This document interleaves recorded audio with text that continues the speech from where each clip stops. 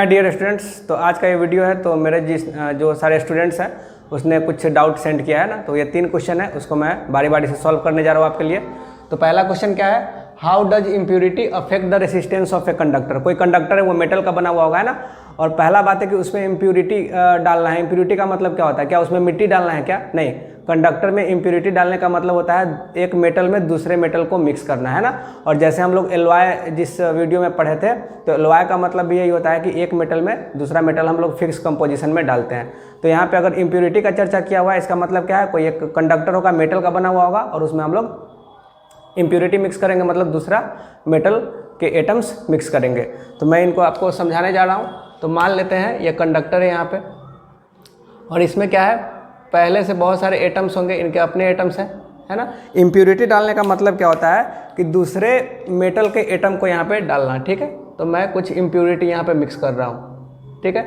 ये जो blue dot है वो इम्प्योरिटी को शो कर रहे हैं। तो इसमें अब रेसिस्टेंस बढ़ेगा कि घटेगा, तो इसमें इस मेटल में जब इलेक्ट्रॉन आप पास करवाइएगा तो इलेक्ट्रॉन पहले जो ब्लैक कलर के एटम्स है उससे सिर्फ टकरा रहे थे, है ना। वो जो ओरिजिनल मेटल था, जो कंडक्टर था, उसके एटम्स थे। अब जब आप इम्प्योरिटी मिला रहे हो उसमें, तो अब क्या होगा, अब वो ब्लैक कलर के एटम से तो टकराएंगे, साथ में ब्लू कलर के एटम से भी टकराएंगे, मतलब इम्प्योरिटी वाले एटम है उससे भी टकराएंगे। और जब ज़्यादा टकराएगा तो इलेक्ट्रॉन का कोलिजन ज़्यादा होगा, उसको चलने में परेशानी हो रही है ना। और इसी चीज़ को क्या बोलते हैं हम लोग, रेसिस्टेंस बोलते हैं। तो इसका मतलब पहला का आंसर क्या हुआ, इम्प्योरिटी जब मिक्स करते हो तो रेसिस्टेंस क्या होता है, रेसिस्टेंस इंक्रीज करेगा, ठीक है। बहुत आसान था, हालांकि ये आउट ऑफ सिलेबस है, फिर भी बहुत अच्छा क्वेश्चन है। चलिए दूसरा क्वेश्चन हम लोग करते हैं। दूसरा क्वेश्चन क्या बोल रहा है, डिफाइन 1 ओम रेसिस्टेंस, है ना। क्या करना है आपको, 1 ओम रेसिस्टेंस को डिफाइन करना है। जब भी आपको ऐसा क्वेश्चन आता है 1 ओम रेसिस्टेंस को डिफाइन करना है, या 1 एम्पियर करंट को डिफाइन करना है, या 1 वोल्ट पोटेंशियल को डिफाइन करना है, तो उसमें क्या करते हैं, जो सिंपलेस्ट फार्मूला होता है उससे रिलेटेड उसको पहले हम लोग लिख लेते हैं। तो यहाँ पे हम लोग को क्या डिफाइन करना है, रेसिस्टेंस को। तो रेसिस्टेंस का सिंपलेस्ट फार्मूला क्या है, ओम्स लॉ है। तो यहाँ पे हम लोग लिख लेंगे क्या, V is equal to I into R। और किसको डिफाइन करना है, R को डिफाइन करना है ना। तो R को एक साइड कर लेंगे और बाकी को दूसरे साइड कर लेते हैं। तो यहाँ पे क्या हो जाएगा, R इज इक्वल टू क्या हो जाएगा, V डिवाइडेड बाई I। अब क्या चाहते हैं हम लोग कि R का वैल्यू कितना हो जाए, 1 हो जाए। क्या लिखा हुआ है, 1 ओम रेसिस्टेंस को डिफाइन करना है। तो R का वैल्यू कब 1 होगा, जब V और I आपस में डिवाइड होके 1 हो जाएंगे, है ना। तो सिंपलेस्ट वे यही है डिवाइड करने का कि V भी 1 हो और I भी 1 हो, है ना। ऐसे आप 2 लिख के भी डिवाइड करोगे तब भी 1 आ जाएगा। लेकिन जब हम लोग डिफिनीशन लिखते हैं, जब डिवाइड करते हैं, उस समय ये स्टैंडर्ड तरीका है कि दोनों को एक लेके करते हैं ना। ऐसे असंख्य तरीका हो सकता है ना, इनफाइनाइट नंबर हो सकता है ऐसे। तो हम लोग क्या करते हैं, ऊपर भी 1 डाल देना, नीचे भी 1 डाल देना।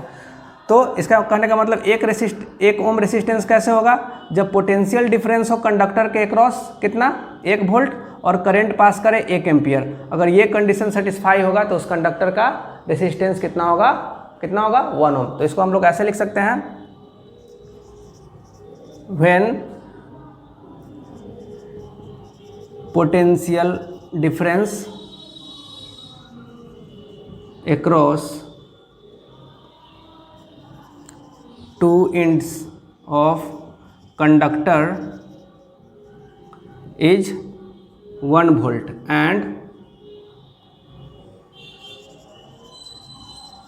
current flowing is also 1 ampere। सीधे ऐसे लिख सकते हैं, current flowing is 1 ampere, then resistance of conductor will be 1 ohm, है ना। बहुत आसान है। क्या है, अगर कोई मेटल है ना, मान लेते ये मेटल या कंडक्टर है, इंड ए इंड बी है। अगर दोनों के बीच में कितना पोटेंशियल डिफरेंस हो, 1 वोल्ट। कितना पोटेंशियल डिफरेंस है दोनों के बीच में, 1 वोल्ट है। और इससे कितना करंट फ्लो कर रहा है, करंट फ्लो कर रहा है 1 एम्पियर। तो यहाँ पे आप रेसिस्टेंस निकालने जाओगे तो रेसिस्टेंस का फॉर्मूला क्या है, V डिवाइडेड बाई I।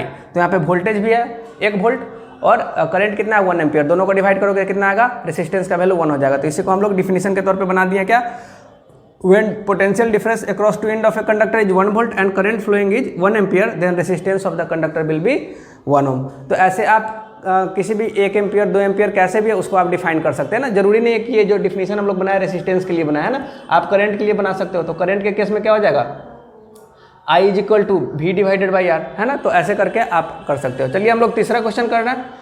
ये क्वेश्चन NCERT का जो एक्सरसाइज होता है उसका क्वेश्चन है ना। तो उसमें पेज नंबर 213 पे NCERT है का जो बुक है उसमें क्वेश्चन नंबर 2 है ना। तो जो क्वेश्चन नंबर 2 है वो क्वेश्चन नंबर 1 से रिलेटेड है। तो हम सजेस्ट करें आप लोग को क्वेश्चन नंबर 1 पढ़िए, उसको सॉल्व करिए, फिर 2 करेंगे। इस क्वेश्चन में क्या दे रखा है, इसमें दे रखा है कि 3 रेसिस्टेंस है आपके पास, 5 ओम का, 12 ओम का, 8 ओम का। और बैटरी कैसे बनाया हुआ है, 3 सेल को इकट्ठा करके, और 3 सेल है वो प्रत्येक कितना है, 2 वोल्ट का है। ठीक है, आपको करंट कैलकुलेट करना है 12 ओम रेसिस्टर से। जो 12 ओम का रेसिस्टर है उससे क्या कैलकुलेट करना है, करंट कैलकुलेट करना है, और उसके अक्रॉस पोटेंशियल भी कैलकुलेट करना है। और क्वेश्चन में दिया हुआ है कि जो सर्किट आप बनाएंगे इसमें तीनों रेसिस्टेंस को आपको सीरीज में कनेक्ट करना है। ठीक है, तो ये पहला और दूसरा का आंसर हो गया। हम लोग तीसरा का आंसर करने जा रहे हैं। ठीक है, तो जैसा प्रॉब्लम में बोल रहा है पहले आपको क्या करना पड़ेगा, वैसा सर्किट ड्रॉ करना पड़ेगा। तो हम लोग सर्किट ड्रॉ करते हैं। 3 रेसिस्टर लेना है, 5, 12 और 8 ओम का। तो चलिए हम बना लेते हैं 5, 12, 8। चलिए उसके बाद क्या करना है, अमीटर और वोल्ट मीटर, पोटेंशियल नाप लेके एक, और करंट नापने के लिए लेना हम लोग को। और पहले बैटरी लगाना है ताकि करंट पास हो। तो कितना बैटरी लगाना है, तो बैटरी की जगह पे 3 सेल लगाना है ना। सेल और बैटरी में अंतर हम समझाए हुए हैं। ठीक है, तो चलिए 3 सेल बना लेते हैं। Cell number 1, cell number 2, cell number 3, और तीनों है 2-2 वोल्ट का। ये भी 2 वोल्ट, ये भी 2 वोल्ट, ये भी 2 वोल्ट। तो तीनों को कनेक्ट कैसे करना है, ऐसे कनेक्ट करते हैं। ठीक है, तो टोटल कितना वोल्ट हो गया, टोटल हो गया 6 वोल्ट।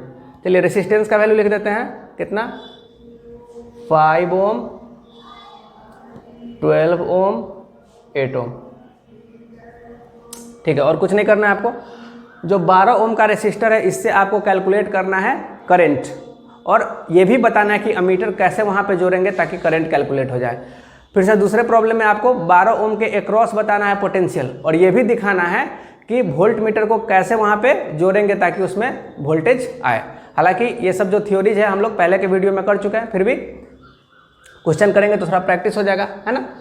तो यहाँ पे R इक्विवेलेंट कितना हो जाएगा, टोटल रेसिस्टेंस कितना है, तो यहाँ पे तीनों सीरीज में लगे हुए हैं। तो कितना हो जाएगा, 12 + 5 कितना हो जाएगा, 17, और 17 और 8 कितना हो जाएगा, कितना हो जाएगा टोटल, 25 ओम। और टोटल वोल्टेज कितना है, 6 वोल्ट। तो आप यहाँ पे क्या अप्लाई करेंगे, अप्लाइंग ओम्स लॉ। तो ओम्स लॉ अप्लाई करेंगे तो करंट का वैल्यू कितना हो जाएगा, current = V divided by R।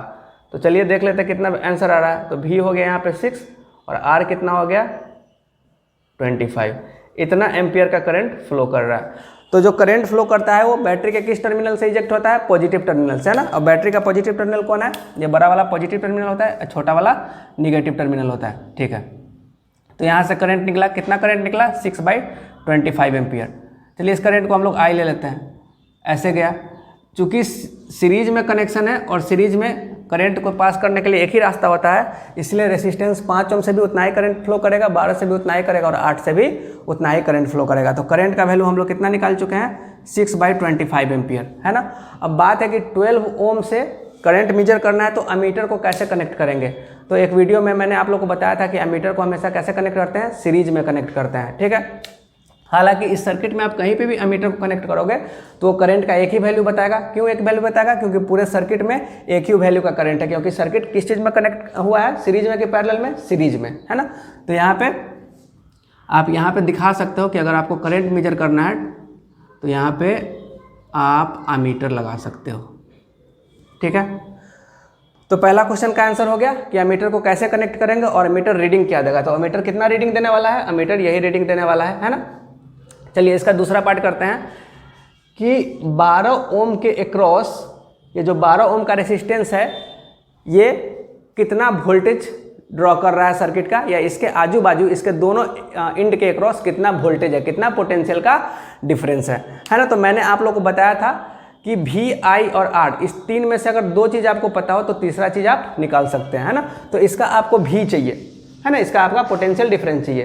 तो इसका मतलब इसका आई और आर आपको पता होना चाहिए। इसका आई कितना है, अभी हम लोग बोले हैं इसका आई है 6/25 एम्पियर। इसका आर कितना है, ऑलरेडी दे रखा है। तो आई और आर दे दिया तो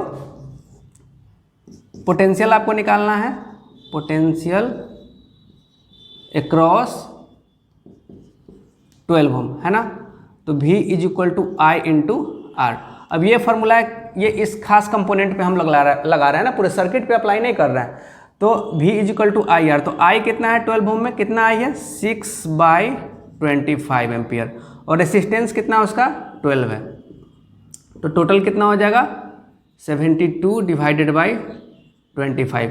इसको और सॉल्व कर लेंगे तो कितना हो जाएगा, यार रहने दीजिए ऐसे ही, वोल्टेज निकाल ले तो ये हो गया वोल्ट।